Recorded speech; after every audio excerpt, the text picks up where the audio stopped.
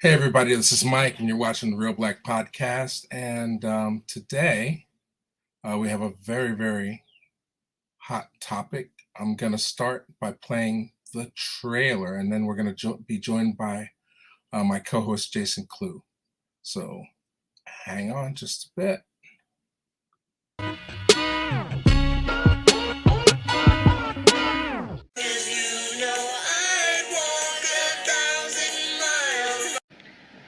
That was the best fucking I ever had. So we talk about that little more.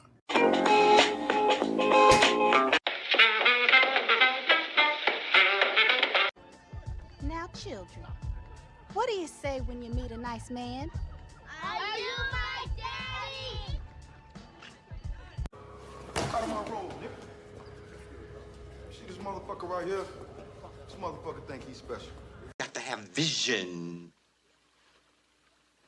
You're pretty fool. Blast that fool. You ain't no money, that motherfucker. You ain't no police.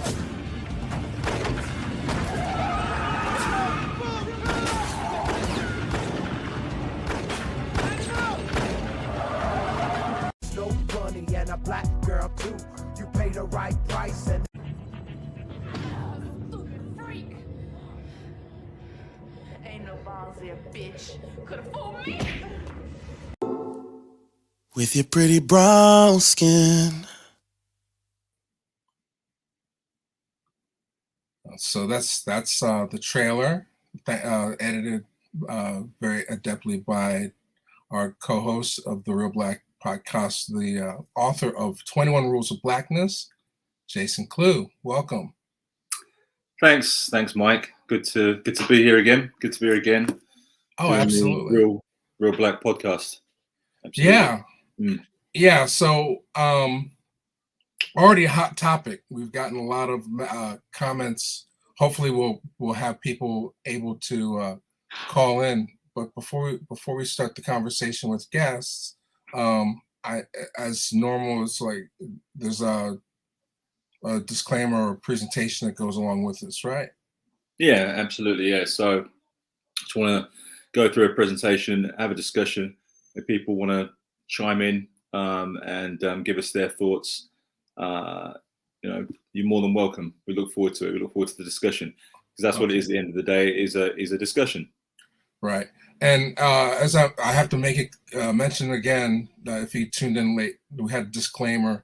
The channel's been demonetized, so we're working strictly on donations. So whatever you're able to donate during this hour would be greatly appreciated.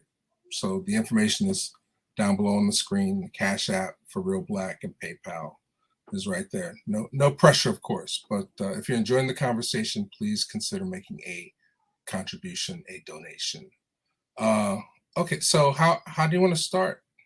So let's start with the let's go into the presentation. Okay. Waste no time. Let's get stuck in there.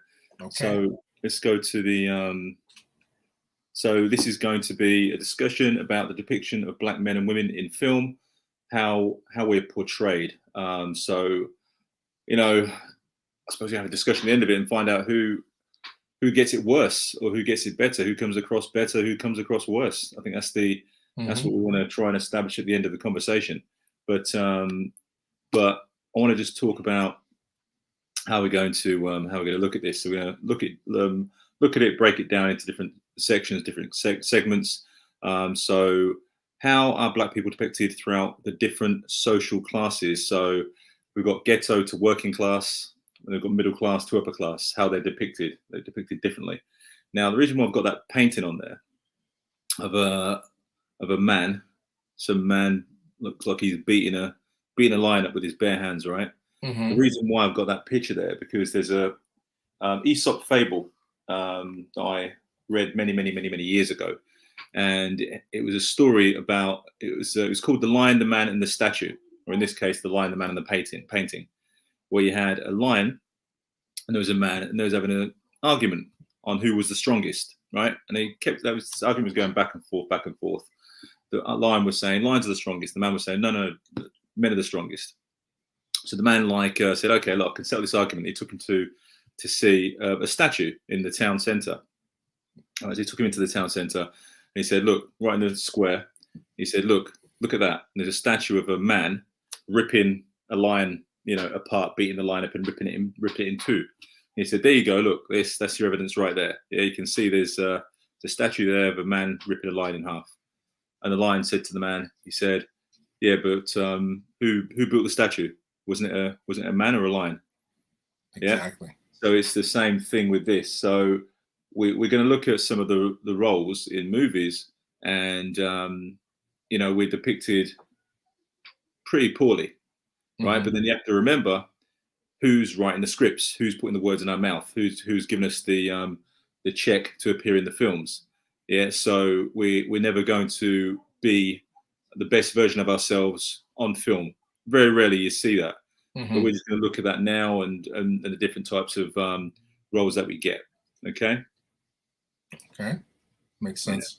Yeah. And if you see me mopping myself off, it's because we have 90-degree weather here in Philadelphia today. So what's the temperature? 90 Fahrenheit. Oh wow, that's good going. We don't see it's the first hot day. Yeah, for anyone who's tuned in and never heard me speak before, or wondering why I've got this strange non-American accent, I'm based in England, right? So I'm in England. It's kind of late at night here, and we don't have temperatures of 90 degrees Fahrenheit.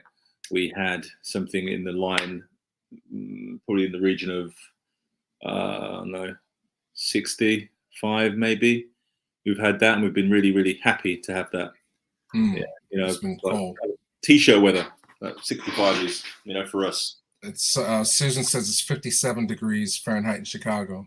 This is our first hot day. Okay, yeah.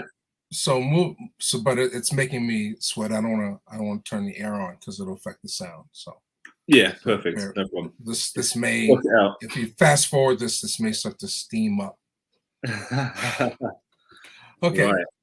So let's moving on then. So we're going to go to the first part. Right. So welfare mother and criminal. So it's broken down into two sections. So in this part here, so we're looking at ghetto, right? Ghetto society. Depiction of the criminal for the man and the welfare mother for the female. So most of the roles that we see when it's depicting, the kind of lower end of the social class, the black man is the criminal, and the mother and the woman is usually some kind of welfare mum. Would you agree, Mike? Yeah, for the 90s especially, yeah. Well, today, what are you seeing? What are you seeing most roles? If it's depicting like a project or a ghetto, who's the protagonist in the film? That's true. Well, yeah, a lot of the BMF shows and things like that are about criminals. Say again, sorry? I don't know. I just want. I guess I'll agree with you in the sense that if we're generalizing, yes, these are the typical stereotypes of Black people in the lower classes. They're either criminals or welfare mothers. I'll agree with that. So, but who do you think gets a worse depiction? Well, let's use a specific example. Like in Moonlight, I felt the woman was depicted more negatively, but because crime tends to be glamorized, in American film, criminals are looked at as the underdog. So I would say the stereotype of the welfare mother would be more painful. And I'm thinking specifically of the movie Moonlight. When you say the criminal's glorified, yeah, depends on what type of criminal, right? Yeah. So you're just thinking, if we're just talking about a drug dealer, then they're normally like glorified a little bit, but the black man doesn't always play a drug dealer. Sometimes they're a pimp. Sometimes they're some kind of armed robber or a burglar. Or some kind of like petty thief. Whereas the female in a ghetto setting usually just tends to be a welfare mother. you don't really see her as you don't really see her as much else, or not. Do you agree, or do you disagree? Yeah, I can't think of anything, not in the lower classes, the depictions in in American film. Yeah, so I saw was it can't pronounce his name, Mont Umari Mima said neither. Yeah, come on, neither's good. Neither's good. So I think I think they're both pretty pretty horrible, to be honest. And I think either, but you saying in specifically Moonlight, you think the welfare depiction of the mother was comes out painful. better. That was a painful depiction, I mean, think she brought humanity to it, but it was, because it. I think and to be honest, I probably would agree with you, because the welfare mum is usually trying to hold the family together. That's usually how they depict it, don't they? She's usually trying to hold the family together. She's usually got a bunch of kids and trying to feed them and everything else, with food stamps or something like that. So yeah, the mother normally gets a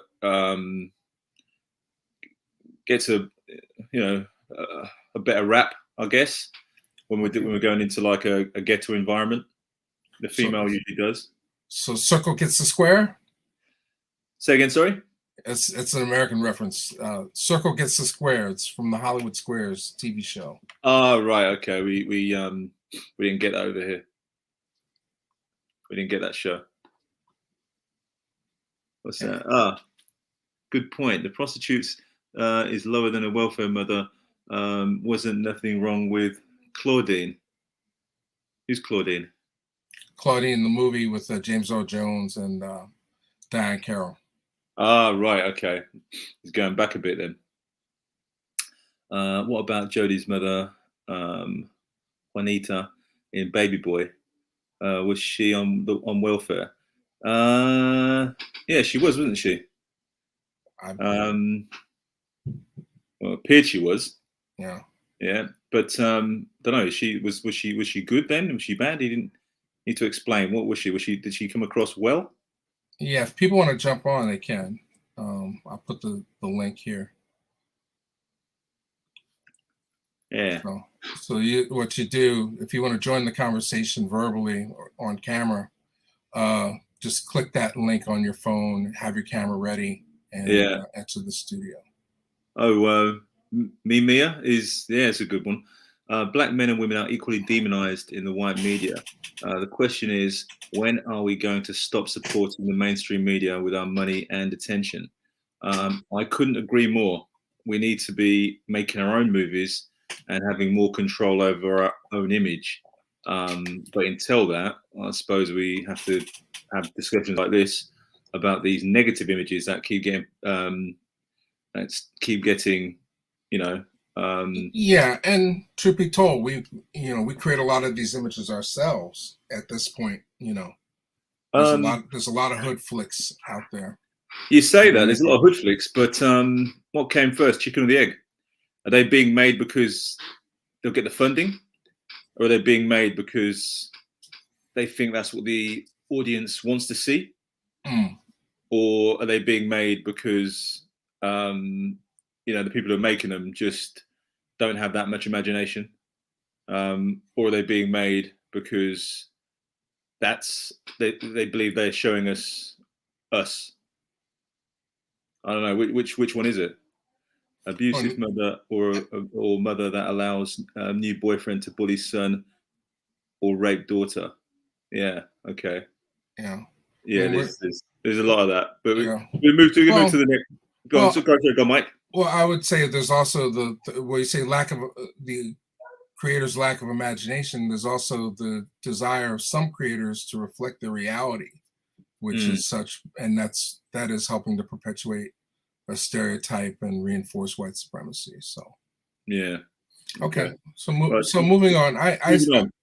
I'm trying to protect my queens here.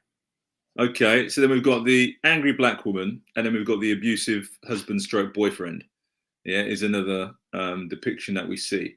Right. So angry black woman is a perfect. She portrayed that role very, very well as the angry black woman. Very, very convincing in that role. Absolutely horrible film, by the way. Hated every minute of Precious. Oh, really? To me, it was like a horror movie. I hated it. It was gave me nightmares. And then we've got the abusive husband stroke boyfriend. We've got Tyrese in there from Baby Boy, but yeah, borderline abusive. I should have used Danny Glover in Color Purple, to be honest. But he didn't have a wife beater on, you see, so I thought it was a more powerful image to have the vest on. Abusive, so he's got here abusive mother or mother that allows. Yeah, we saw this already. We saw that, right? But yeah, it fits. But it fits the Precious. It fits what we're talking about here. Yeah, absolutely. So again, abusive boyfriend stroke husband. That's an image that we see a lot in film when they depict the black man. And then we've got and then the flip side of that is the angry black woman who's who's constantly angry, constantly mad, going crazy, losing a shit on people, nothing good or positive to say about anything, and that is something that you see quite a lot. So what's your thoughts on that, Mike? I'm gonna say, women get it bad in this culture, but the absence of a positive male role model is a big problem for me in film. So you're gonna hear me repeat this throughout the hour, but I'm gonna say, who gets it the worst? The women do, but where it affects more is this sort of belief system that's created by only showing one side of a coin, which is with the abusive husband and boyfriend, because then other people start to believe that that's what we are, so we don't get enough positive male role models. And I think that that's a huge thing in this discussion to consider. What does only seeing negative examples like this do to within the culture? Well, what it does, it starts to make you act out what you're seeing. That's what it does. I can say that's what it did for me as a kid. If I'm watching a particular film or a particular TV show, and you're seeing people like you behaving a certain way, you start to think that's how I'm meant to act. Yeah, that's how I'm meant to behave, even if you're not even from an environment that's even remotely close to the one you're seeing on TV or film. Yeah, but that's what it does. And when you see the character, the abusive black man, and he's treating his black wife, like that, then you start to think, oh right, that's how that's how they should be treated. Even though I'm not seeing it in real life, but I'm seeing it over and over again in movies. So maybe the people that I'm seeing in real life aren't actually behaving how they're supposed to be. Right. Because I see it so often in movie. Right. It can give you a warped sense of what is actually real. No, very true. Very true. And as for the angry black woman, it's the amount of guys I've heard say, how black women have attitudes based on this image that you see in movies, even though when you ask them to name them, to name them and say, okay, name me like 3 or 4 black women who've got this attitude you're talking about. Then they struggle. They say, is your mother like that? No. Your sisters? No. Then they start to struggle. You're thinking, because they don't even know where they've even got it from. But So they've got it. Why is it that we get this image and then people... it's been completely uploaded into their subconscious through movie, and then they'll regurgitate and then say again about that's what they think. That's what they think. It's like we'll go back to the criminal image. They've done tests, haven't they? And they say like, how people grab their purse, right? Keep that there 1 second. I don't think viewers actually copy these images or portrayals, but legitimize certain behaviors. Okay, I'm gonna answer that in a second. Yeah, once I finish my train of thought. Sure, sorry about that. Yeah. So what I was saying is that the where was I? Where was I? Remind me, Mike. In terms of impressionability of viewers and Yeah. the relationship does this. You don't know if you don't know people like that in reality, but you see it enough. It becomes part of your belief system. Yeah, it will come part. Yeah, absolutely, it will become part of your belief system, and you'll start to think that is what's happening. That is what is real. But if you just bring that last comment up again, I'll just tackle that question. Okay, let me find it. It was Chris. Yeah, so he's saying, I don't think viewers, naturally copy these images or portrayals, but legitimize it in certain behaviors. Yeah, I'm not saying it's something that's natural. I'm saying it is something that's subconscious. So I think you start to, sorry, say again, Mike. And I would disagree with that. I would say that people are impressionable, and they will copy what they feel is successful, what they feel is standard beauty is. I mean, you see this not only in regular media, but you see it in social media. How many people are glued to celebrity and wish to emulate that type of success, so my own personal experience, now this may be different for Chris, was, as a 9, 10, 12-year-old, watching TV, I kind of wanted to be like those people that I saw on TV. So I was copying the behaviors of different people that I thought that were my heroes, so to speak. I think everybody goes through that phase. So whether or not this passes on through adulthood, I definitely think that that there is a period where people will be emulating what they see on TV, or at least they validate, like so. Yeah. But it's chicken. That is a chicken or the egg question as well. Yeah, and what he's saying about legitimize certain behaviors, I hear what he's saying, because if you're seeing something in a movie over and over again, and then you see that on the street, and in the movie it's depicted as normal, you see that on the street, you may not necessarily call someone out for that. You may give them a pass because everybody's doing it. It's like in movies, if they have, if you watch 100 movies over the space of a couple of years, where every single black man there isn't with the mother of his children. Mm-hmm. Yeah, they just have kids and then just do one, right? And then you start to see that played out in life. Yeah, you wouldn't be pulling your friends up and saying, "Oh, when you go see your kids, what are you doing? What are you doing that for, man?" Yeah, you just kind of think, "Oh, well, And so I agree with them on that. How that might legitimize certain behaviors because you're seeing it so much, but that will then trickle down to how you behave. Because nobody's an island. You're gonna start to be influenced by the people around you. As I say, we can't expect our oppressors to give us positive images of ourselves. That's what I was saying at the beginning. Of course not. The bottom line is racist writers, producers, and studio heads in Hollywood took the worst of black society and made black exploitation movies on purpose, and it created a psychological acceptance. Yep. Don't disagree with you there, Mr. Mohammed. Although blaxploitation did have its positives as well. They weren't all pimps and hustlers and things like that in the movies.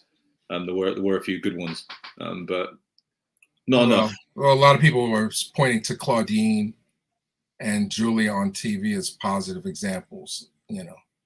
Well, if you've ever seen the spook that sat by the door, then you'll know that's one hell of a positive blaxploitation film, in my opinion.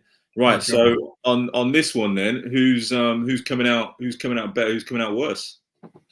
Well, I was saying the lack of a positive image, I lean towards the male, but in terms of the actual depiction, I think the idea of an angry black woman, a someone who's not able to show love towards a man or has been abused by men, I think that's a more damaging image.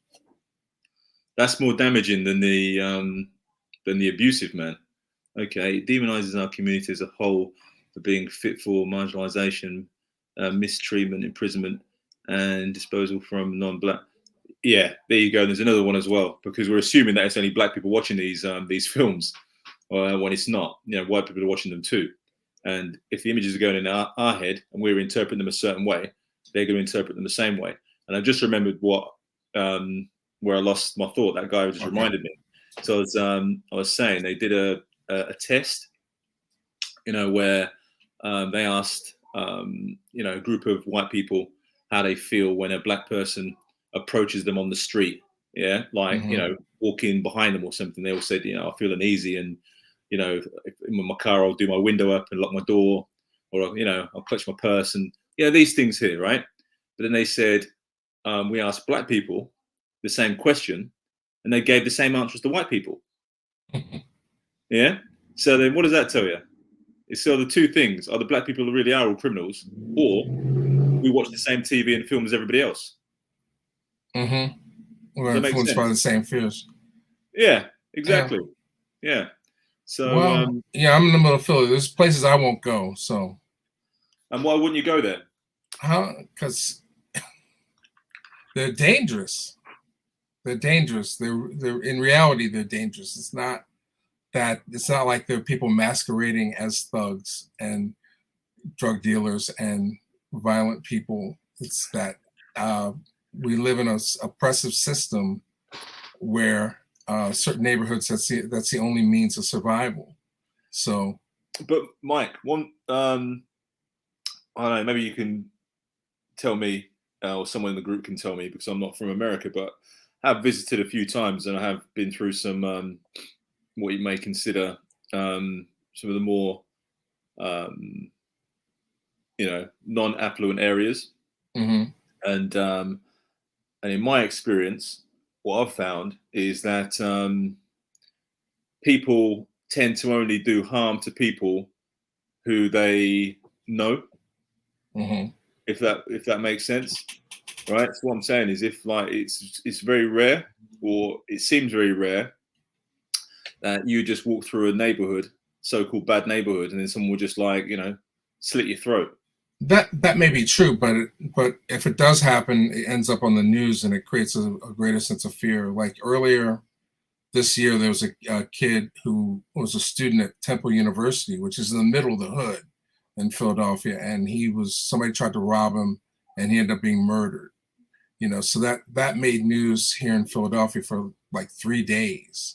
So there, and there are innocent bystanders caught in the crossfire every single day. So I don't necessarily know if violence is always targeted, towards the same people. I think enough of it happens to instill real fear. Well, that's everywhere. Well, the news is a fear mongering organization. They sell fear, don't they? They package it up and sell it to everybody to keep you terrified. Yeah, it's not news if it's the same ethnicity, the same people committing crimes against one another. It doesn't make the news if that's the case. So. And Chris is just saying that's everywhere. I don't think Chris is agreeing with you, Mike. I think he's disagreeing with you on that one. I think he's saying that that could happen anywhere. All right. So what are your thoughts about this? Angry black woman or abusive husband, boyfriend? I think the angry black woman is probably a better image than a guy who's just abusive to his wife all the time, or is, because the thing is with the abusive husband stroke boyfriend, he's got no there are no saving graces, whereas the angry black woman, it's like, I can see why she's angry, because there's so many things that's happened to her and gone wrong, and she's carrying this she's got this chip on her shoulder, but it's a deserved chip on her shoulder. Whereas the abusive husband stroke boyfriend, it doesn't ever show the backstory of why he behaves the way he does. It just seems like he's just horrible and evil. you know. So I'm going to go with the angry black woman is out of the two is the better. All right. In my opinion. Okay. Yeah. I'm going to try and hopefully this is make the picture more grainy for a second. I'm going to try and go in to the page and find the comment that came in earlier. Oops. Oh. I'm in the wrong. Oh yeah. I'm on the wrong page. Hang on. Yeah, we Is had a she long in? comment. I I'm don't hoping know. she's in. I don't know. I want to be able to paste it in. Let me just you know, let's move on to the next thing and then Yeah. Okay. Yeah. So the next slide, we've got the bougie female. Okay, got the bougie female there, and then we've got the Tom. Okay. How you like that one? Okay. All right. But hang on, it's gonna noise up for a second. Hang on. All right. I got nothing on this one. The bougie black female versus the Tom. Yeah. So this is when we get into the kind of. I think I think being bougie is a stereotype. Yeah, but this is what we're talking about. It's in movie, isn't it? How they're depicted. So when we get into the middle classes and the upper classes, right? They depict the black female as bougie, and they always depict the man as being a Tom. Mm. Do you agree with that or not? Is that a common theme? Again, we don't see enough positive images, healthy relationships between black men and black women. That's my baseline. Like, we don't get enough healthy relationships. So when they do, in my mind, I'm picturing the butler, actually having a healthy. Well, I don't know. I'm thinking about, was he the Tom? I can't finish my thought there. I'm looking for why can't I see the comments on the page? I'll have to read it. I mean, I did copy it so I can read it, but all right, I'm off there, so hopefully it's not grainy anymore. It's the equivalent of a black male Tom. So the bougie black woman is the equivalent of a black male Tom. So he's agreeing with me then. It is the equivalent. He's agreeing with you. Yeah. So both think that they're better than everyone. Yeah. So the audience know where I'm coming from with this one. Yeah. When you see the middle class, upper class depiction of the black man and woman, the man's always a Tom, and the woman is extremely bougie. Yeah. You would never. It's very how often when. Can you name just off the top of your head? There probably is one out there, but it's obviously. It's few and far between. Can you think of a film where you've got a black man who's wealthy and he is militant, or kind of like a bit of a a little bit on the kind of like Pan-African side side of things? You're not going to get that. You're not going to get that much. I'm thinking in terms of the new TV show Bel Air. The depiction of Uncle Phil is less an Uncle Tom character and more. Yeah, he's out to protect. And that's revolutionary, isn't it? Mm. Well, but he's not super pro-black or anything like that. But he's not a Tom, though, is he? So it's. But his daughter certainly is bougie, so you're still working the stereotypes. It's a step in the right direction, though, with that Uncle Phil, I guess. Yeah, the Tom is shown as going against black folks. Bougie is more abstract. Yeah, Chris, this Chris guy is on point, man, with what you're saying. Yeah, again, like, yeah, the Tom is against black people. Yeah, he wants to kind of separate himself and look down, whereas the bougie one is just she's a bit more, again, materialistic, isn't she? And a bit more like, like, oh, look, just turn her nose up at anything that's considered a little bit ghetto. And right, okay. So what he's just put T'Challa. So Well, he's saying that, he's well beyond middle class. T'Challa. I'm saying is he's gonna say is T'Challa. He's saying T'Challa wasn't or was a Tom. I don't know because I know I've heard some people say he was a Tom. Okay. So I'm assuming not in my opinion, but I've heard people say that because they were saying Killmonger was the real one, and get the mics up. Well, that's Daoud. So that it means get more thumbs up in the room. Yeah. Yeah, let's get some thumbs up and some B1s in there as well. Let's get some B1s in the comments. So T'Challa, I believe Disney is going to kill that character off. Yeah. I'm not sure what they're going to do. But yeah, so on this one, Mike, who do you think that right, yeah, Uncle Phil was depicted as being a former civil rights dude. Yeah, so he's a little bit stronger than his previous character. But yeah, so on this one then, Mike, you're in agreement with me then? It seems these images are portrayed in movies at certain times. The Tom is shown in movies when blacks are feeling good about themselves, and the bougie female is used to tear down black families. Yeah, interesting.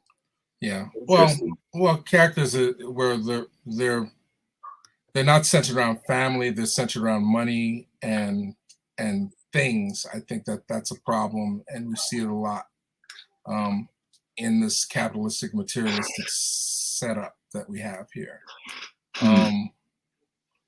So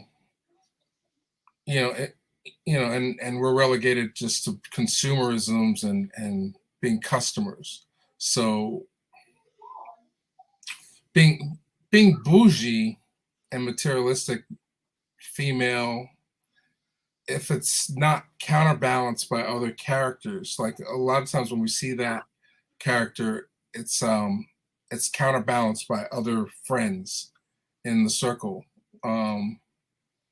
Whereas the Uncle Tom character, I don't know. I got nothing on this one, man. I think they're equally. I call a tie on this one. That's why I was laughing.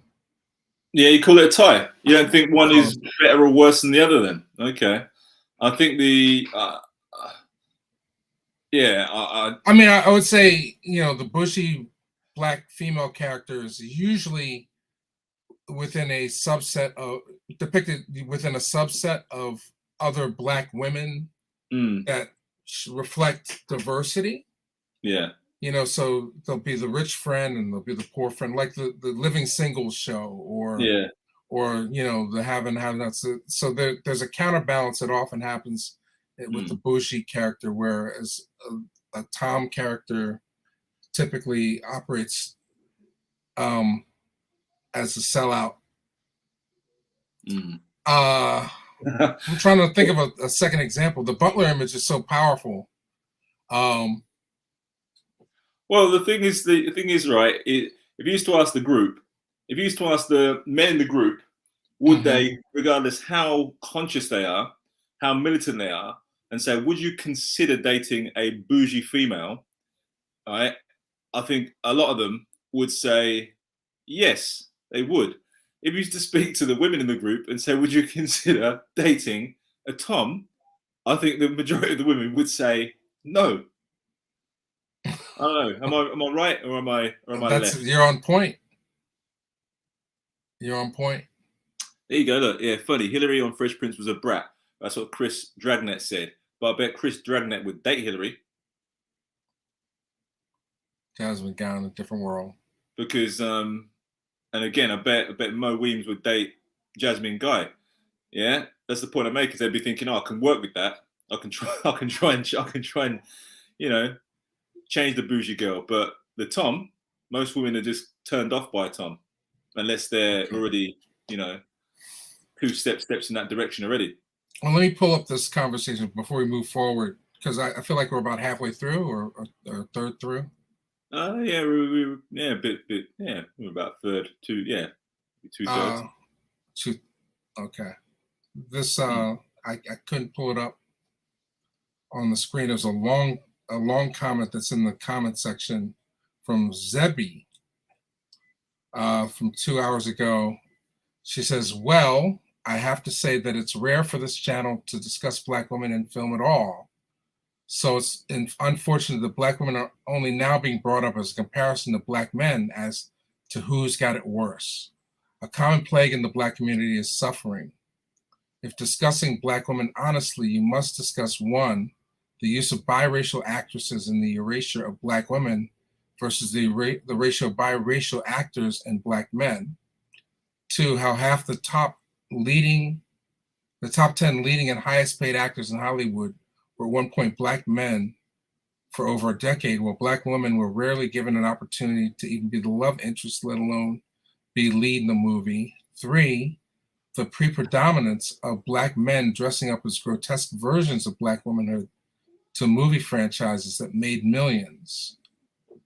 Four, the explicit erasure of Black women from their own stories, even and especially when Black men have been given power to write and produce. Prime example, Red Tails there was not one Black woman in a movie about the Tuskegee Airmen, despite their having included Eleanor Roosevelt, who only backed the Airmen through her consistent work with Mary McLeod Bethune. I mean, it goes on and on. I mean, but just to pick up on those first few points, and maybe Zelly is watching and she wants to come on and chat. But yeah, I'd love Zelly to come on. I'd love Zelly to come on. Yeah, I invited her, so I don't know if her schedule permitted or if she saw the invite. But you know, that's the StreamYard link if anybody wants to come and join the conversation. Physically as opposed to in the chat. Okay.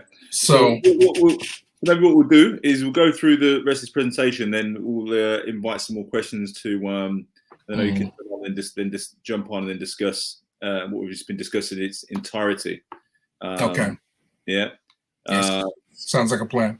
Yeah. So next we've got the Mammy and we've got the Magical Negro. Yeah.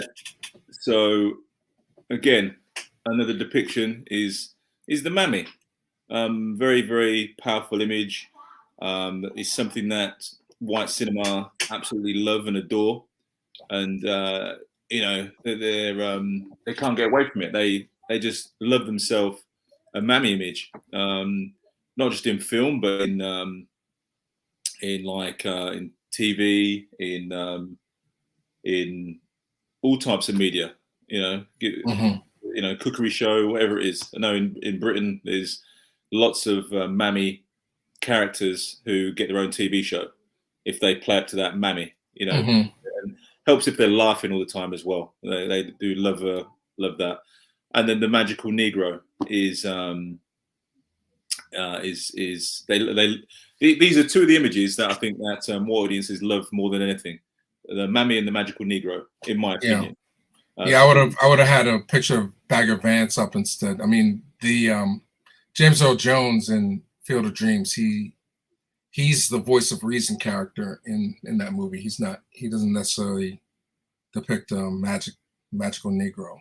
But yeah, Bagger Vance. Yeah, I was gonna use that one actually. I was gonna use that one. But Bagger, anything Will Smith. Anything Will Smith's a Magical Negro. I guess I can get away with saying that nowadays. But. Well, yeah, he's not. He's in the doghouse, isn't he? But what was that? Paul Mooney said Hattie McDaniels came back as Oprah to get her money. Yeah, yeah. If she was around now, she'd be killing it, wouldn't she? She'd be a billionaire. Yeah, definitely be a billionaire. But what's your thoughts on this one then? Okay, just like they're equally painful. They're equally painful depictions of Black people because they both exist in the service of white privilege, you know, or white people. You know, these characters only exist in these stories to serve white folks or to filter the fantasy of a white person. Yeah. I've yet to see Mammy in a role. Well, I'm thinking about Good Times. I mean, she's Esther Rolls a Mammy in these in a certain sense as when she's Mrs. Jefferson on All in the Family, but when they move on up, it's a different type of depiction. I think it's a tie again. I think it's a tie. The Magical Negro, Noble Savage image is damaging in a sense because there are so many people that don't know real Black people in their lives, you know. I'm going to call this one a tie, man. I'll put this to you, Mike. I'm Yeah. playing devil's advocate here, by the way, and this isn't my thoughts at all. I'm just giving you the what I don't know. Someone watching might be thinking, but wouldn't say in the group chats. They think they might get destroyed. But like, someone may argue and say that the Mammy and the Magical Negro is a positive role for Black people, and it helps Black people, for example, to integrate in the workplace and other areas.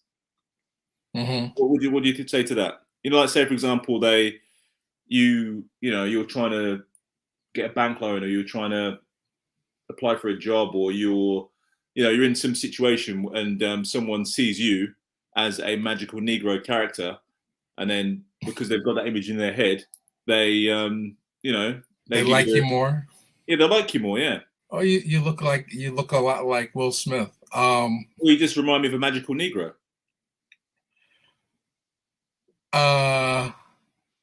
I've never had that happen. I'm too large and assuming to be. I don't know. Magical Negroes come in all shapes and sizes, Mike. You know. Well, that's true. Yeah. So I just mentioned the Green Mile. Yeah, as I said, they come in all shapes and sizes. So definitely come in all shapes and sizes. Has that happened to you? You've been mistaken for a Magical Negro? Well, I like to think I haven't reached that stage in my life where I look old enough to be a Magical Negro, because they're normally a little bit on the older side, aren't they? But so maybe I don't know. Maybe Mike. Maybe in a few more years, people will start putting us both in the Magical Negro kind of status in that category. But at the moment, I haven't reached that point. Then again, you know what? I think I have. I'll be honest. I think I have. I remember working with. So I think when a white guy says to you, "You know what? You're not like any Black person I've ever met before." I think that is a slight Magical Negro thing going on in their head. You know, when you speak to them and you give them some advice and stuff like that, and you help them with something, and they say, "You're not like most Black people." Do you know what I mean, Mike? Yeah, no, I get it. Yeah, so there probably is. So yes, I probably have had that Magical Negro experience. Yes. All right. Well, DNR is saying that Magical Negro is worse. Yeah, that is even worse, I think, because it plays into the white savior. Yeah, like it's like basically the best use you have is to give advice and wisdom to a white person and help them in some way. Inside joke. Voyeurs watching. Mike D is Magical Monday. Okay. That's when I'm on playing music. Yeah. And so, you magical. Yeah, maybe I'm guilty of that. I don't know. Yeah. Okay. So I'm gonna go with I'm gonna say in my opinion, you're saying it's a tie. I'm going with the I prefer the Magical Negro to the Mammy. The Mammy role. We only exist to be at the service of other white. To be at the service of white folks. Yeah. Yeah, I prefer the Magical Negro, to be honest. I can stomach that a bit more. Yeah. Okay. So moving on. Then we've got the independent Black woman, and then we have the homosexual. Oh boy, starting trouble, aren't we? Oh well, we're just gonna keep it real, yeah. So it's in movies, right? So the independent Black woman is don't need no man. I do everything on my own. Yeah, you know, I don't need anyone. I don't need anybody. And then the Cross-dressing Wesley Snipes. Oh, he froze. Hang on. He'll be back. So I'm picking up the chat here. We'll go through the chat here while he may jump off, he may jump back on. Yes, I agree about the magical Negro was usually confronted with this as I went to a majority white school system. This is tricky. I'm gonna take him away for a second. This always happens with going live. I don't even know if he knows he's frozen. I'm gonna take you off for a second. Independent black woman. Oh, he just jumped off now completely. He'll be back. That was his part. That piece was part of his chat. All right. So what are you guys thinking? Independent black woman, somebody who said I don't need a man, or the feminization of black male on in motion pictures. So. All right, destruction of black nuclear family, homosexual, independent black woman. Yeah, I think that's what he's getting at. I'm pointing about these roles. Still waiting for him to come back. Everybody hates Chris kept it real with black families.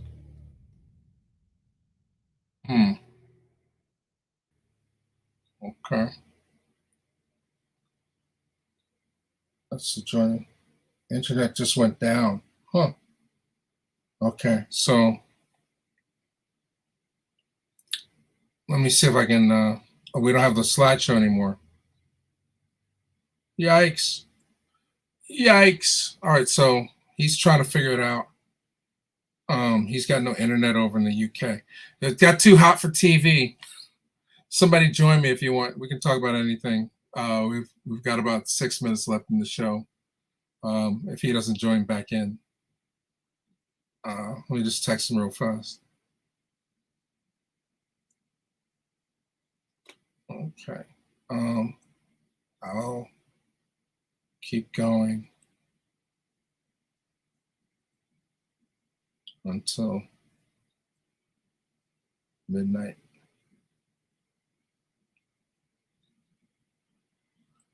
Let's see. So if you want to jump on. Oh, Dean's here. Let's see what Dean's got to say. All right. Hey, Dean. Okay, hey. Thanks for saving the show. Yeah. Yeah, hey, I can hear you. Hey, how's it going, man? I saw your earlier comment. Let me just mute my thing over here so I won't have an echo. But yeah, the I agree. Like when you say which one is worse, you know, I would say and I would use race. I would inject race. I would say like the white homosexual on television, they're thriving right now. But when you see the black gay man on television, it's always an agenda. It seems like, you know what I mean. So I think that hurts the race. As we say, which one hurts worse? Are we talking about what hurts the people or mainstream? I say it hurts the black race because it's an agenda, the feminization of the black man or whatever, and it takes roles from the black woman. The dark-skinned black woman, she can't get on unless she's a cross-dressing man, you know. And right. So we got Viola Davis. They just now getting that, but she speaks to the colorism in Hollywood and the homosexuals in Hollywood, the cross dressers, and I'm speaking to especially and directly are stealing roles from the dark skinned black women. They rather see a cross dressing dark skinned woman rather than a regular black woman. You know, and I think that's a problem. I think that's worse than the independent black woman situation. Right. I think again, every time we have these conversations, we're dealing with generalizations, but also the depictions of the past. You know, which is empirical. Right. Like we can go back and see these images. We can go back and see Big Mama's house. We can go back and see Tuang Fu, and then we can assess the damage or lack of the damage that it's had or not had on the Black community. You know, the argument is that you know that this does exist in reality, and it should be reflected in our art. But the question becomes, and I'll pose it to you, you know, like at what point does the absence of seeing a healthy Black male female relationship in media, when the absence of seeing these images, when does it start to affect our own realities? Yeah, because like when we don't see it, like again, there's scientific stuff out there. Like we replicate what we see because it's like subliminal messages to us and whatnot. That you know, like the independent Black woman situation, like you know, they marry education and money and stuff like that rather than and they start to hate the Black man or despise the Black man, you know, and stuff like that. So when you say independent, it's not that the Black men aren't there. It's like all of a sudden, like they're below. They settle in now is the word they use. You know, because like the Black woman now has more opportunities college wise. She's out graduating the Black man and whatever. I don't know why, but that, you know, that happens a lot. You know, we go to college, but we don't finish it a lot like the women do. And there's more opportunities. The startup businesses is like women, you know, the new startup businesses. So, you know, so again, you know, they're looking down on us. So that is definitely hurting the race too, because couples aren't getting together no more like back in the day, because now they're looking at your wallet now, right? You know, as being a mate and stuff like that. So that hurts the community as well. Right. Well, rest in peace to Kevin Samuels, you know, who took that on as his mission. You know, so many women that are independent minded, but I think they're taught that.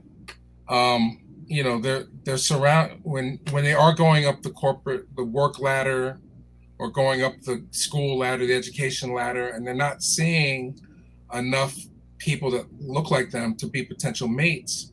They have to question: do I remain independent, or do I date outside the race in order to survive or extend my gene pool? Right. And again, with that said, like you know, someone not making as much as them have been in successful relationships, you know, since time immemorial.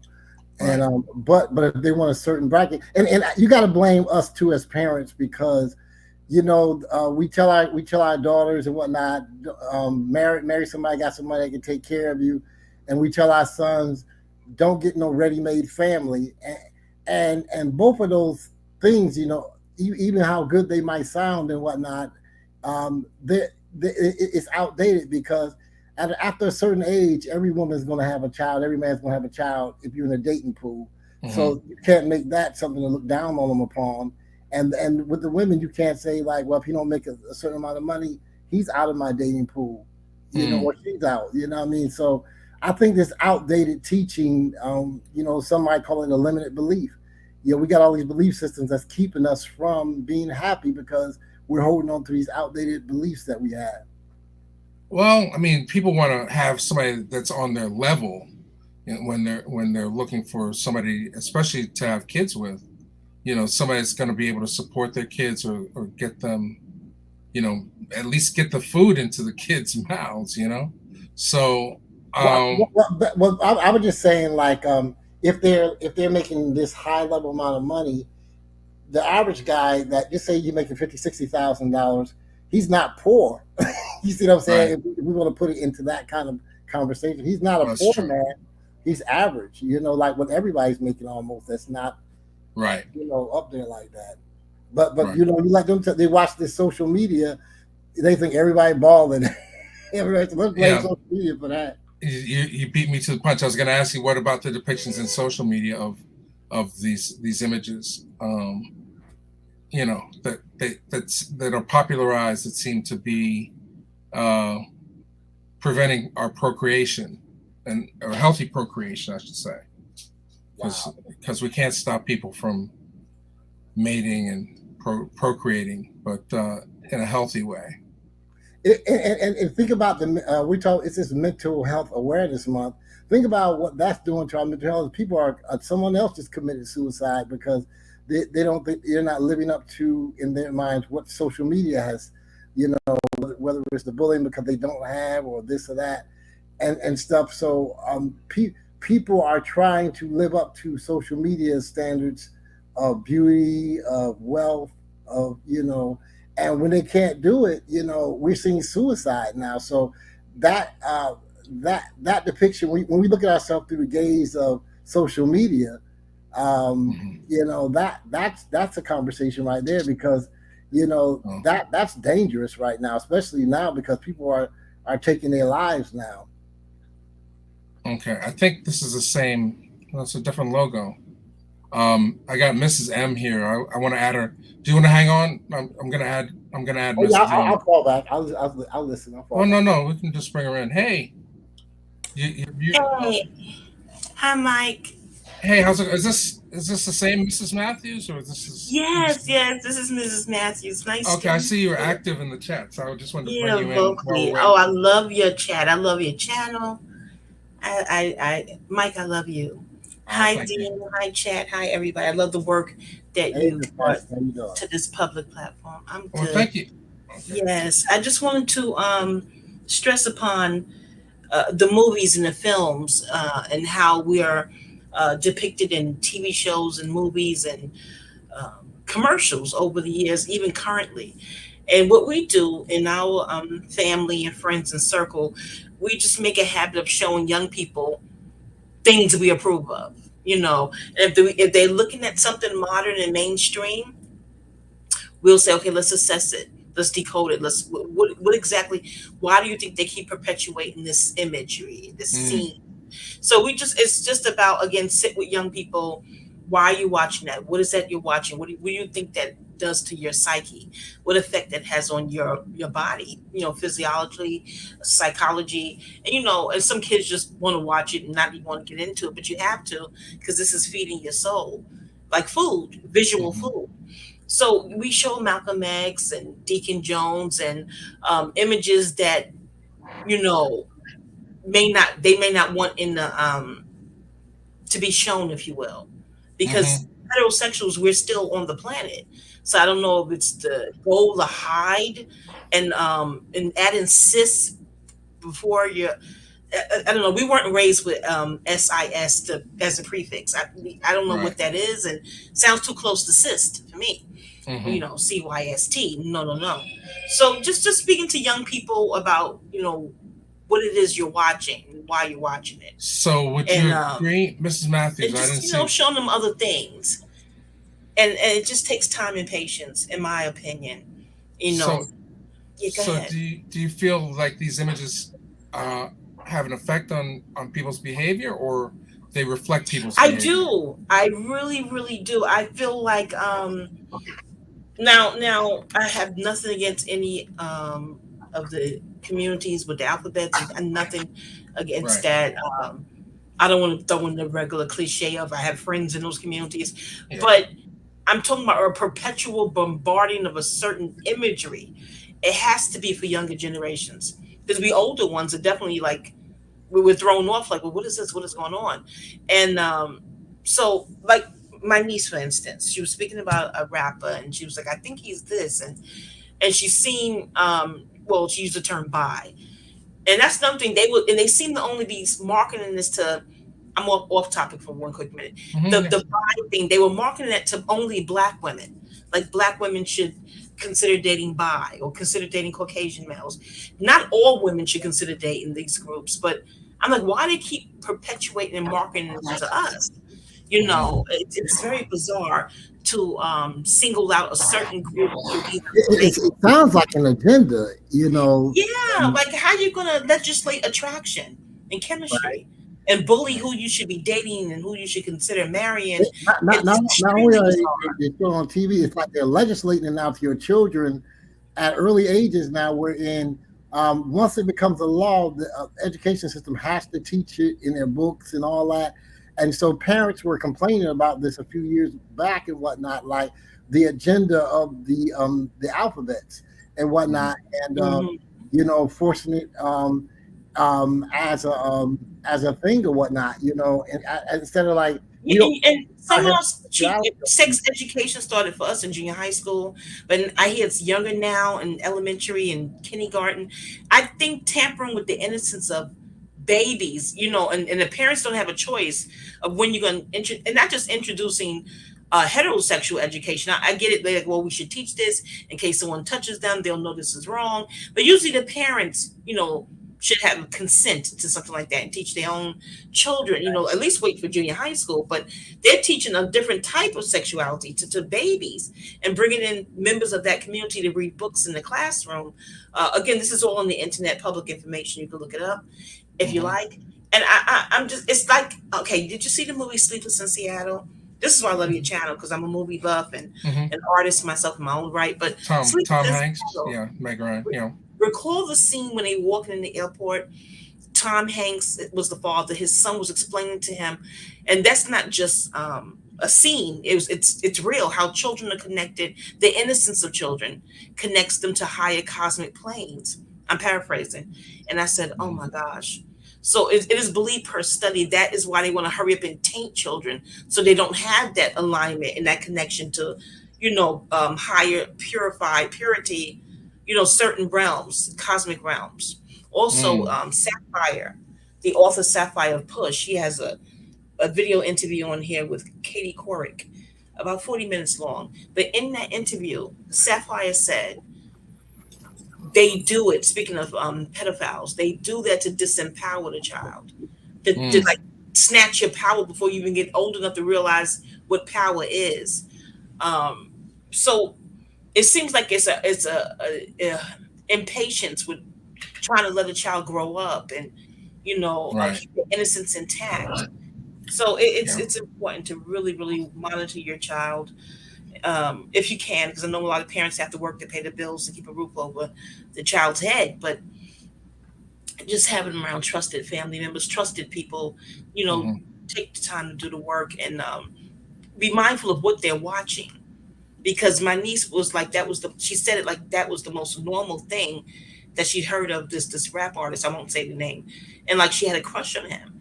And I just explained to her, she's 17. I said, I'm not going to legislate your attraction, but that shouldn't be normal where you're willing to share your guy. Not that you would meet this rapper, but you shouldn't want to share your guy with another guy because of testosterone.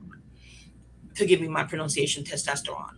But biology classes will teach you about chemical differences of estrogen and testosterone. If the guy gets jealous and want to have a cat fight with you, it's not a fair fight. You're not cat fighting with another born female, or, you know. This is such a touchy topic, but and she was like, I never thought of it that way. And plus the psychology of what he wants to do to you, some other man may do to him. This is all I told. This is all my opinion. You know, you're 17, but I don't want you to normalize. I can't even use the word normal. What word can we use in this world? Right. This is why we like kitchen table talk, like the Golden Girls here in the house, because you can speak freely. But I don't want to offend anyone. But no, we get where you're going with that. Dangerous to take buys because what do you think about?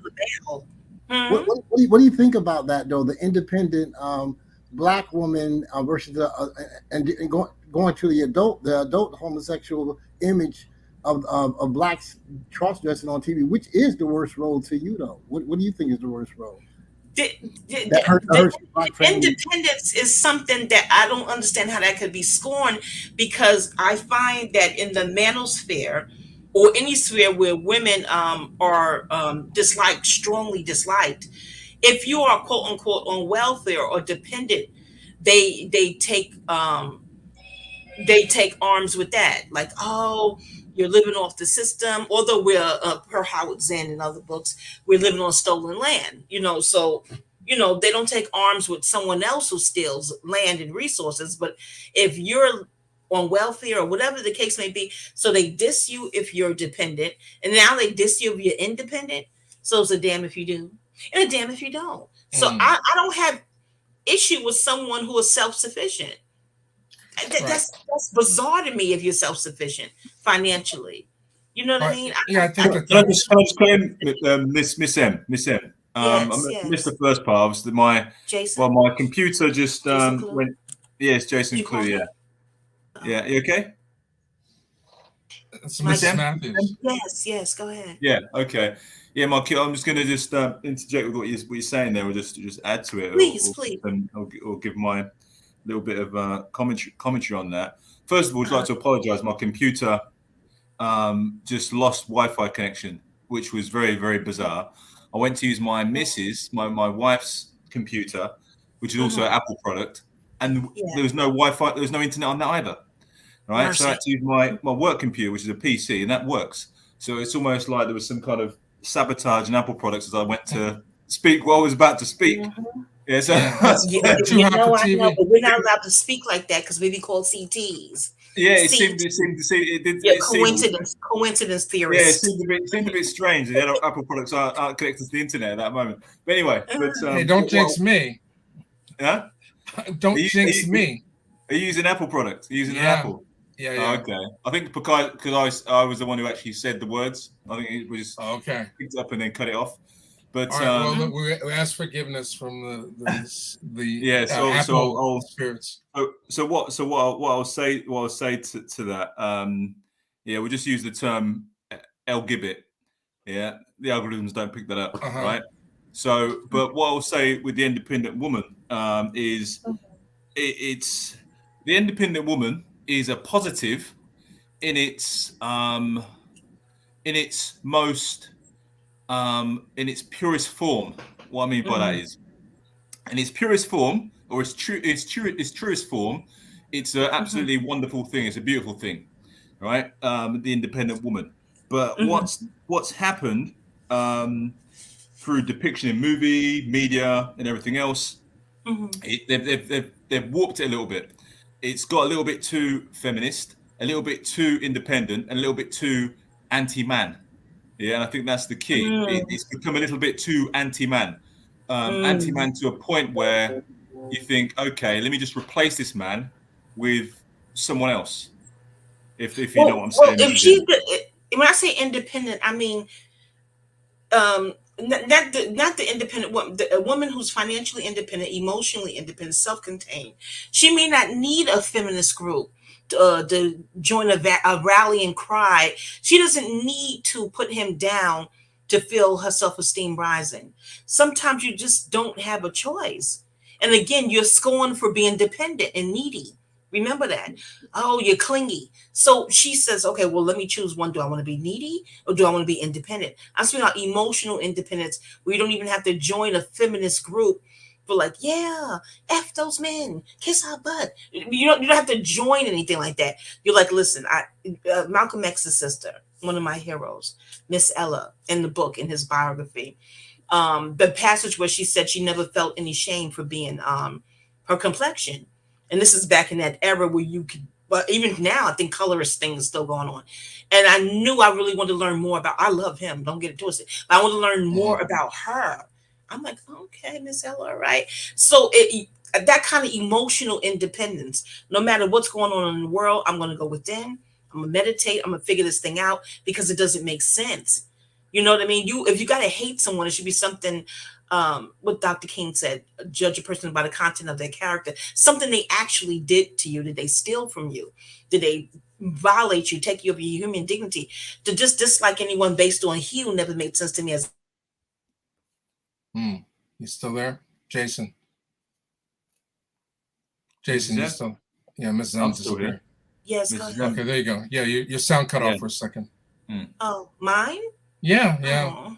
Yeah, I missed the last part. Well, I'm speaking to emotional independence, not just financial.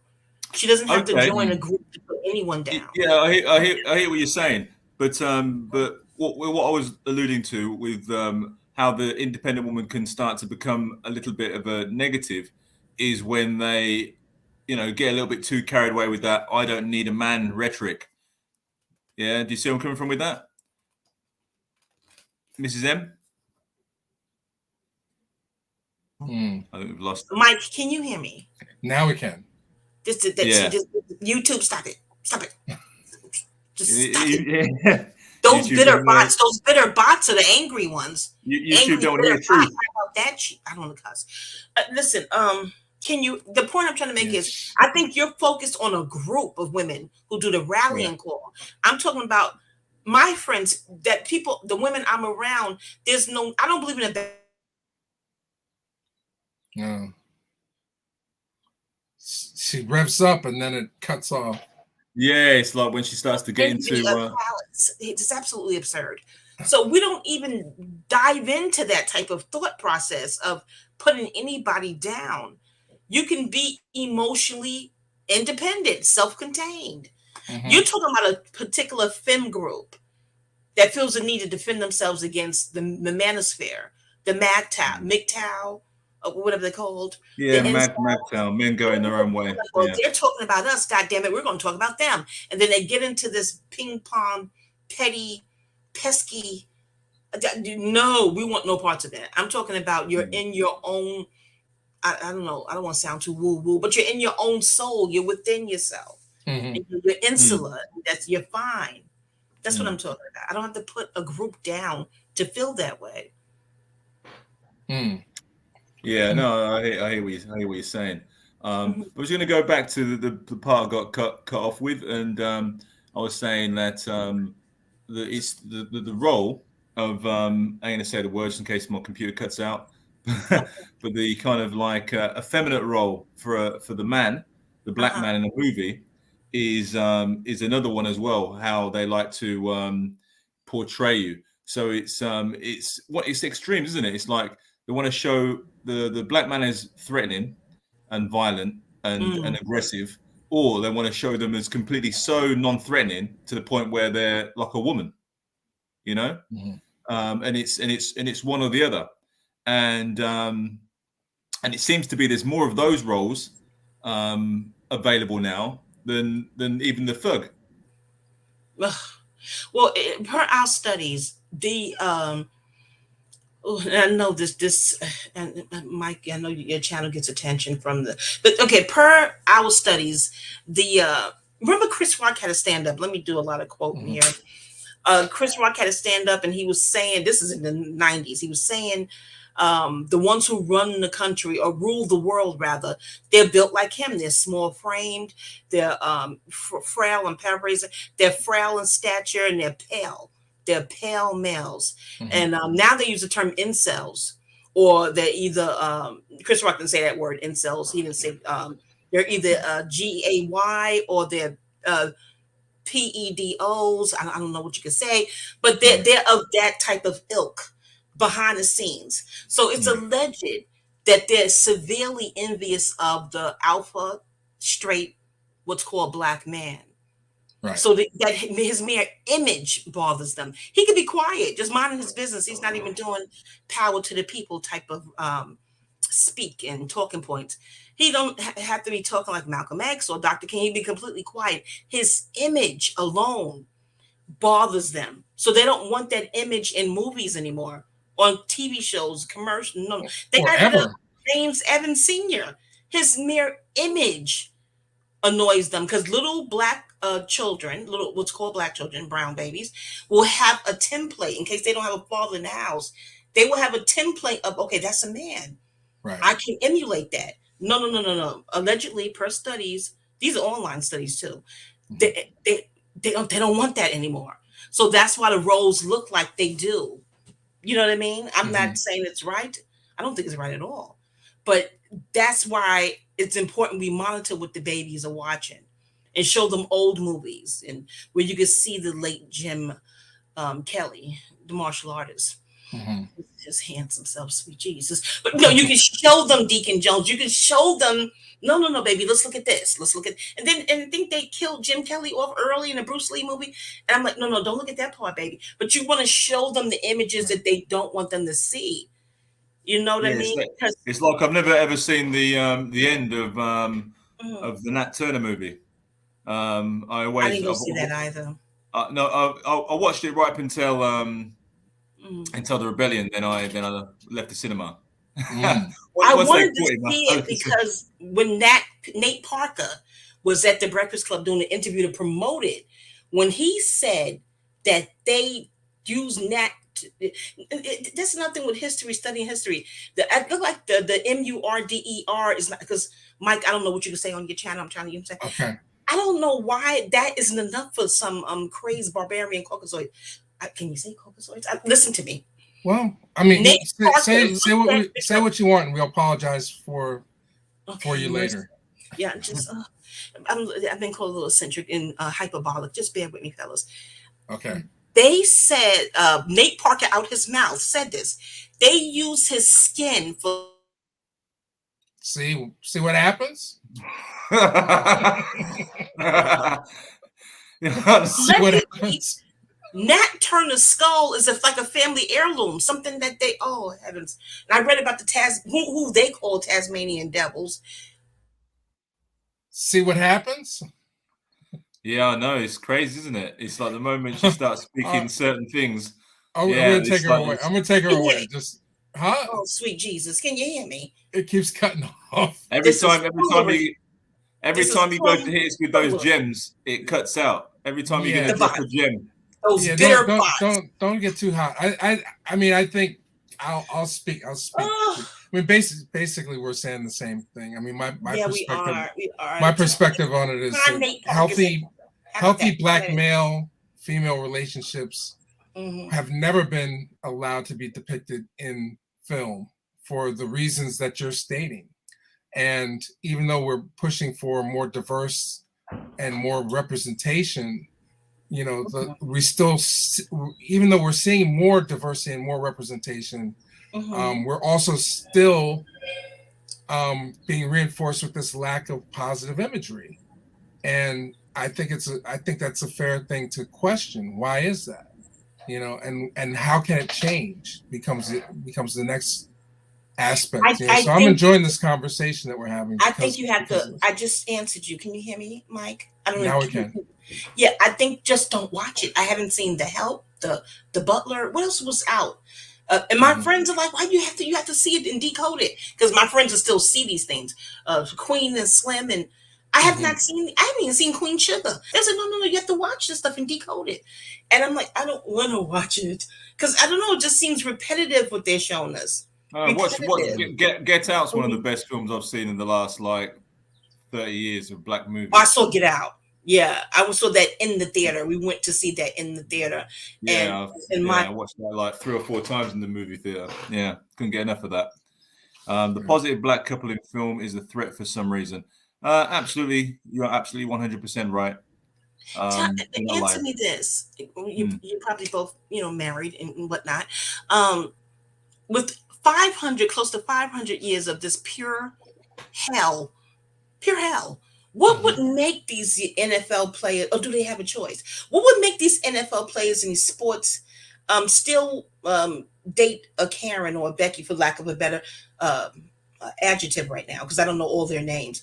What, as a man, what makes you say, history be damned, I'm gonna go get me some of that pink? Oh, hush. I think that's the environment that they're in. These colleges. I mean, they might have 100,000 students at the school, and all the blacks are on the football team or the basketball team or whatever. So, the cheerleaders, the people that they see or have access to, 9 times out of 10 are going to be white women. But don't they come from a neighborhood before they got to that school where it was all melanated and chocolate? Yeah, that's our next movie. I think, and also, Mrs. M, I think in America, I don't think the percentages are anywhere near as high as what they are in Britain for that. If you look at the black sports stars in Britain, it's probably something like 95% are doing what you were saying. Whereas in America, I think it's still probably only a minority, like maybe 10 or 20%. I think most aren't doing that. Okay, I think but answer me this: do they study the history of America? Do they study like okay? I think it's one of those things, right? Like we spoke about this. I don't know whether you saw the session we did where we spoke about Britain versus America, who's more racist or who's less racist. And if you speak to, and I think the conclusion we came to was that America wins, but Britain is wins in the fact it's more sophisticated. You guys invented it. Yeah, so it's like so Britain is better on a covert level, right? And so the point is, the reason why I'm saying that to say this, right, is that where I live in Britain, you could speak to a young guy under the age of 25 or a girl, and they may believe that that we live in a post-racial society, that racism doesn't exist anymore, right? And in America, if you have a certain amount of money and you are a sports star, you could also very easily believe that racism doesn't exist, because every single white person you're meeting is very, very pleasant, Jason, very polite. Yes, Jason. Yes, Mrs. M. There you are. What's that? You can hear me? Yeah, Yes. we've been talking the whole time. Yeah.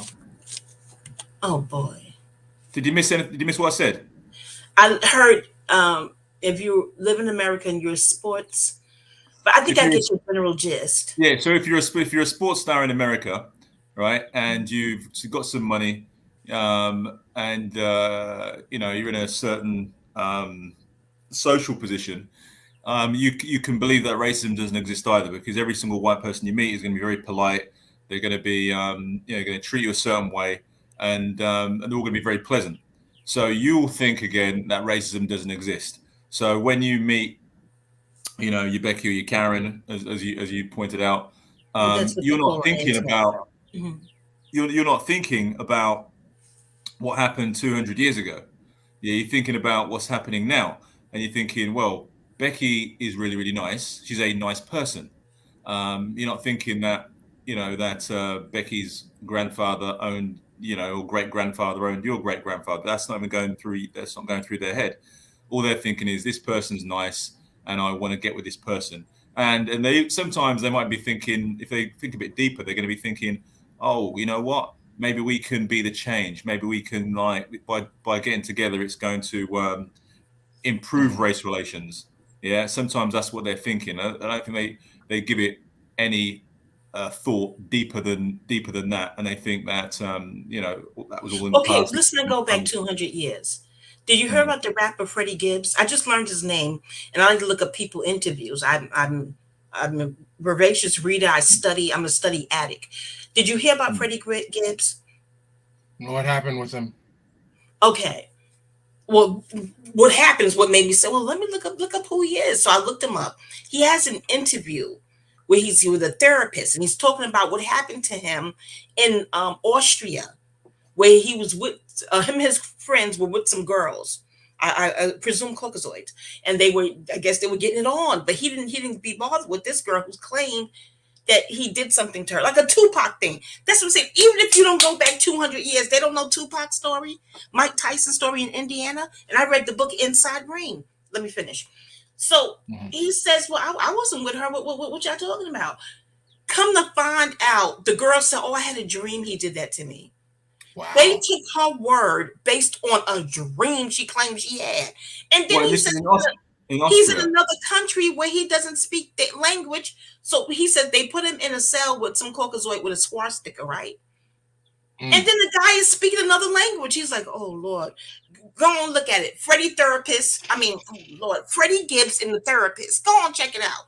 My point is, he's a prolific rapper. I'm getting into his, music. I'm old school hip hop. You know what I'm saying? But I'm saying, let me just check out his music. I'm over 50. You know what I'm saying? So I'm getting into his music and I'm checking it out. And I'm like, he never heard of Tupac. Do they not study what happened to these other rappers? I think sometimes it's a little bit too late. And they find out, and they sometimes it's a little bit too late, and they find out the hard way. right? So, as my grandparents used to say, there's an old saying, right? And it says, "If you can't hear, you must feel," right? Mercy. And that's what. And sometimes they find out the hard way, because the thing is with those situations, they very rarely have a happy ending. You know, and you get and then you find out some way or another that that things aren't that much different to what they were 50 years ago, 60 years ago, 70 years ago. You know, again, it's not No, all. but do you like? Is Yeah. it the ego? Like, let me just ask you, men, directly. Remember when Eddie Murphy had to stand up? He said, "Well, she plays up to the male ego. That's why men cheat." Do you think? Because let me tell you something. I'm not a man. After reading all I done read and studied, if anyone approached me, offer me a part of their body, and I don't know you, I'm like, no, thank you, no, thank you. No, I'm just here to do my rap songs, and I gotta go home. I'm not a man. Is it their aggressive approach to these men that make them just take a risk? You ain't got to offer me nothing. I don't even know you from a can of pinto beans. I don't want your body. I just want to rap my music and get on about my business. But again, I'm asking you as men. Well, there you go, Mrs. M. I think DNR has just answered your question, bringing it back to topic. Dean's You back. just get that up 12:30. Yeah, DNR. If you want to get that, here you go. I'm not surprised, but black athletes have white women. He's on the line. He's on the line. Oh, is this Dean now? Yeah, he says go back to go back to film. Blonde hair, blue eyes is the gold standard. Colorism, we see us through a white gaze. So again, bringing it back to film, they've been conditioned to find that beautiful and find that attractive. At the risk of their freedom. They don't think about freedom. And again, so like that, again, when we talk about subliminals and stuff like that, you know, a lot of times, even with the children, you know, you saw the black baby experiment. You don't tell them certain things, but they observe certain things. There are certain cues that they pick up on their own when they see privilege, you know, from light skin or privilege. What we don't even have to teach racism. It's the it's ingrained. They see it and stuff like that. So what happens is, like when you talk about the black athletes and when the white, you know, why they with these white women or to show success, a trophy, get you a white girl after you made a certain amount of money. Again, when you see yourself through the white gaze and whatnot, because again, it goes back to self-hate almost and whatnot, because you know you don't see the examples of you, and this is what happens when you don't see images of yourself on television. When you're only 15% in the world, well, I guess in the state in America, anyway. They don't have no reason to cater to you because you're only 15%, and so when you're in there, you find yourself code switching and making them comfortable. You find yourself coloring your eyes, straightening your hair, and after a while, you know, you've done that on the outside. Guess what you're doing on the inside, and then on the inside, you start to see yourself through the white gaze. And then you see stuff like this wherein you hate Africa, you hate everything. But I don't want to dress black. I don't like black hairstyles. You're not going to get a job looking black and whatnot. And when you start seeing yourself through the white gaze, you see things like this. Yeah, you're absolutely right, Dean. And the book which we've got, 21 Rules of Blackness, right, covers this. It gives 21 rules of how to navigate this terrain that us, the diaspora of the African continent, have to deal with. And it gives us a set of rules, code of conduct, in order to follow and navigate our way through this system with, you know, gives us the map, set of directions that we didn't have before. So you're absolutely right, Dean. You're spot on, 100%. Can't agree with you more. We do go through life like this, trying to fit in, a lot of us.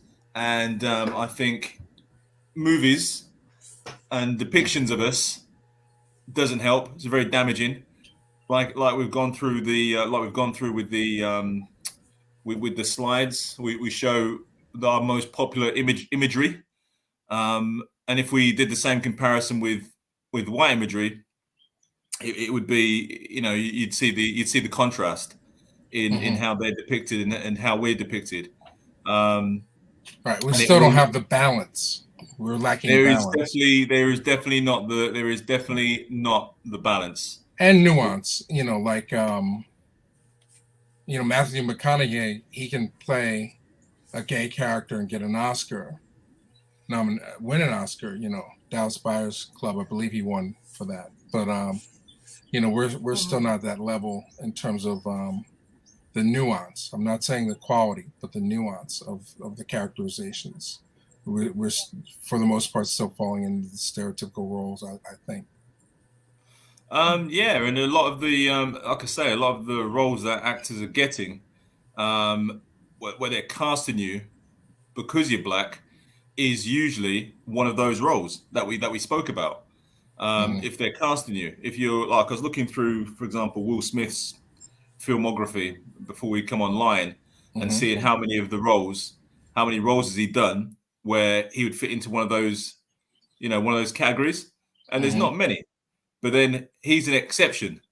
Like Denzel's another one where there's not many of those that he's done, where he's been in those categories, right? Whereas if I look through, an actor who doesn't turn down work, like I'm not going to mention any names because I don't want to, put anyone on under a spotlight like that. But the kind of actor who's not turning down work, then you'll see a whole laundry list of those roles that they've had to take, and they've taken throughout their career. No, that's a good point. So we're an hour and 36. I think we should wind it down. Mrs. M, thank you. Thank you. We'll see if anybody else wants to call in, but I'm gonna let you go. And I'll see you on Monday probably. Okay. But all right. Monday, where you guys going on Monday then? We do music Monday through Friday. Oh, right. She comes on. You've caught it. Well, she's one of. I didn't realize you've spoke to her before though. There's a lot of regulars here. MG Massey, L Brown, Victor, Mamiya, MG Massey, Victor Thomas. Yeah, Mrs. M knows her stuff. She's a very well-read lady. Yeah, no, I'm very grateful that we got a female perspective on this topic, because otherwise I'd be like, yeah, black men got it bad. They got it worse than black women. I think where we settled is that some of the initial comments, if we don't control our own, then we're going to continue to get these types of depictions. Absolutely, that's the message at the end of the day, is trying to have a control over our image, and putting out more positive imagery.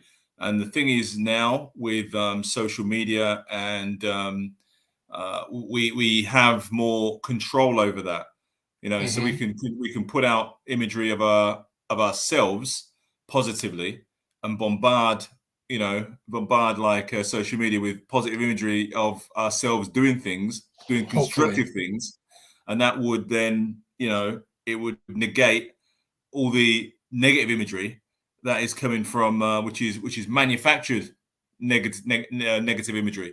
So we could start by things like not forwarding on those messages when it shows a black person doing something silly on social media. I just delete them straight away. If I see like some negative video of a black person acting the fool, I don't forward it on thinking, oh, that's funny, let me forward that on to 10 of my friends. I just delete it straight away, because I'm thinking that's just that's just ridiculous. How many people in the group do that? How many people in the group receive a message where it's something which is derogatory, a black person doing something that's making them look bad, and they delete it, or do they forward it on to 10 people? And how many people get a message or a video or a meme where it's something positive regarding a black person, and then just watch it themselves, keep it to themselves, and then just think, oh, that was nice, and then they just delete it? I'm just putting. Who does that? I'm too old to date. Okay, I think it's related to something else. Anybody do that? I think the chat's dragging a little bit, but I'm going to put that there. What are your thoughts on social media? Are you guilty of sharing negative posts? I I see the World Star posts and they captivate me as almost as much as some of these ads do on Instagram. They catch you off guard. You know, you'll be scrolling and all of a sudden you'll see some weird thing. It turns out that's an advertisement. They know how to get your attention, but do you share those things when you see I think them? that's the point. Like, fair enough. If you some of the stuff, I'm not going to make out like I'm I'm just immune to anything that's funny, even if it's at our own people's expense. If something's funny, it's funny. But so I might laugh myself, but I won't be trying to send it to everybody in my contact list. You know, I'll be like, nah, no one else needs to see that. And then park it. So I'm thinking, what that's going to do is that's just perpetuating a stereotype by sharing that, you know. So I won't share it, you know. But yeah. So let's have a look. Hasn't Tyler Perry? Yeah. Well, Tyler Perry. I think that's another subject in itself. Actually, if we speak about whether Tyler Perry's movies are a positive or a negative on our community. That's maybe we'll have that conversation another time. Okay. Yeah. So all right. Well, talk about your book. I mean, let's wind it up. Because we're all working for free tonight. We didn't get any Cash App donations. But let's while you're talking about your book, I just want to give a roll call. Where are people watching from, just to get a sense? Because it's 7:42 here on the East Coast. Where you're at, it's after midnight, right? Yeah, it's after midnight now. I think we've got. It seems like we've got. I think there's only Brits in here. To be honest, I think it's all Americans today. Okay. So you've got Chicago in the house. Okay. It's dragging slow. It might be me. I didn't have my. I'm on Wi-Fi. I'm not on Ethernet today. So hopefully it's coming in clear. Right. Yeah, Long Island, Missouri. I thought Missouri was spelled differently, but well, maybe it's gang. Maybe it's the new way of selling it. The Bronx. I got a Canadian in the house. Shout out to my Canadian brothers. Wagwan, Canada. That's what they say in Canada. Okay. New York. LA. Yeah, so a strong American contingent. Harlem. Yeah. That's what that guy knows. That's why that guy is clued up. That's why that guy is switched on. He's from Harlem. Okay. So was that one there? Jason, what? Jason, the author. Are you Afro-Caribbean? Am I Afro-Caribbean? Yes.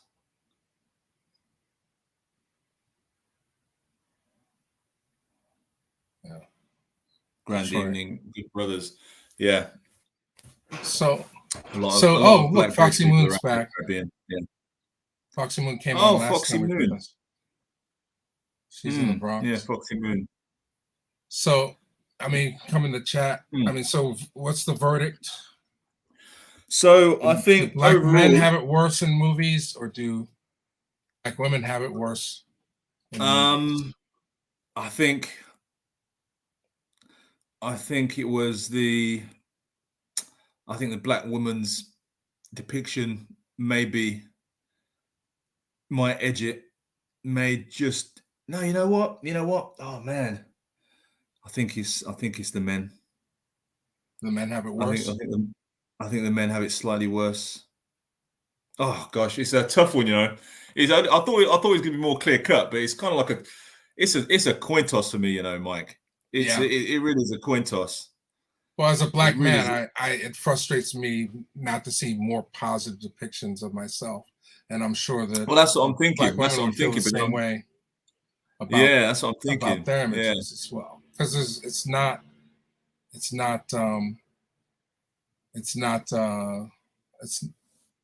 for the majority of the history of film. It has not been our story to tell.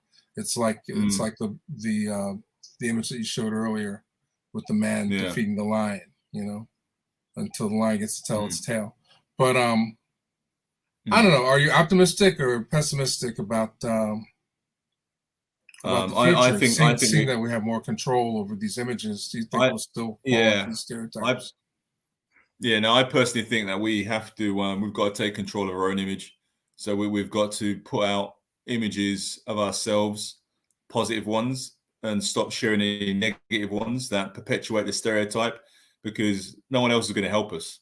So we've got to do that ourselves. I'll just answer Duard's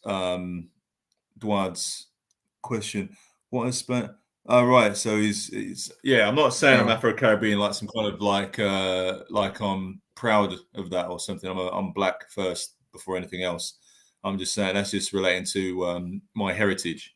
Yeah, is Afro-Caribbean. Yeah, that's what black people are called in Britain. They're called Afro-Caribbean the same way like African Americans are called African Americans. So yeah. Stop whining. I think that's not directed at me. I don't think so. I think he's talking to. I think he's saying that to someone in the group. Somebody else that was in the chat. Yeah. Okay, we got a Londoner watching. Oh, there's a London guy here. Okay. You got a Brit showing some support. Yeah. So that's. So where can people find the book? So you can find 21 Rules of Blackness on Amazon. Yeah, it's still there, still available on Amazon. You can find it on the Play Store. You can download the ebook on the Play Store if you're an Android user. So it's available in most places. Just type it into Google, press 21 Rules of Blackness, and you'll be able to find it. Yeah, and it's not hard to find. It's not hard to find. Mm-hmm. And the feedback I get when people read it is they say it changes their lives. It makes their life so much better. It raises their level of blackness, put it that way. Someone like Duard will like that, yeah, because Duard seems like he's very black already, but it will take him to some levels of blackness that he never thought possible. Okay, that's what I'd say. Okay. And your YouTube? Yeah, so we also got a YouTube channel as well, where we have discussions on all things black. And that is just 20 Rules of Blackness. 20 Rules of Blackness on the YouTube channel. Yeah, so Jason has a YouTube. I certainly do, Chris. Yeah, certainly do. Check it out. Check it out, my brother. Okay. But check out the book first. Check out the book first. Yeah. It's the book that we set up the YouTube channel as a way of bringing awareness to the book, because, it's the book that's going to make the difference. I didn't write this book to try to get rich. I'm not a snake oil salesman. I'm not trying to trick anyone, right? It's not to make money. It's to raise people's awareness. It's to try to create a code that we all can get behind and follow. Yeah, simple as that. Yeah, simple as that. It's a code, way of life. For us to get on board and follow that. Okay. Thank you, Foxy Moon. Yeah, right back at you. Master won't let me read. What's that? Chris, Master won't let me read. There must be some kind of joke. Chris? Yeah, I think Chris is. Oh, yeah. Yeah, Chris has got a sense of humor. No. There's a sense of release right now that's happening. So, all right. Well, thank you, Jason, for taking the time to break this down. I'm sorry I had the technical issue. But we pretty much covered all the slides. I mean, we can't get to the slides now because they're on the other computer, but yeah. Well, there was at the end anyway. I think there's one more slide after that, which I can touch on now. It was just it was the kind of ladies' man image, and then the female equivalent was the single best friend. Okay. So that was the last one. How they depict the black man as being a ladies, but their version of a ladies' man is someone who's cheating all the time. But we covered the main ones, so that was that. Right, okay, guys, that's that then, I guess. Until next time, see if we can get another one out in another couple of weeks. In a couple of weeks, you'll be back on Monday. I'll be back with Eric Payne. We're going to be talking, I don't have the name in front of me, Ali, who's got the movie Staycation. So that's going to be Monday night. And rest in peace, Malcolm X. We missed the. Thanks, Dawood, for modding. It looked like, you did a great job. And, if you missed this live, this will replay automatically. You can go back and watch it again. Jason comes every couple of weeks. Jason's on, so. But yeah, trying to, like I say, we're trying to educate, have a discussion. We try to mix up with the slideshow and everything else. So that's the idea. Trying to have thought-provoking conversation that makes us think a little bit, because sometimes you post you'll post the question and it seems pretty straightforward. Then when we go into it, it's like, oh, you know what? It's never really thought about that. I thought it was an easy one. I thought it was straightforward, but it's layered a little bit more than I thought it was going to be. So yeah, absolutely. All right. Yeah, and the replay, as soon as this is over, you'll be able to go to this link and watch it again. All right. Well, peace, family. All right. Thank you, Jason. No Everybody have a great day. Enjoy the rest of your weekend. It's hot. Ooh. Yeah. Absolutely. Oh, and buy a hat, buy 2 hats, buy 3 hats. That's right. And also, come on, man, support the channel. Put your hands in your pockets, hit that cash app. Yeah. You need this light t-shirt. Mike, see if you can get. Look, Mike needs an air conditioning unit now. It's 90 degrees. Yeah, hit that cash app. Hit the cash app. All right. Peace, everybody. Thank you. Okay.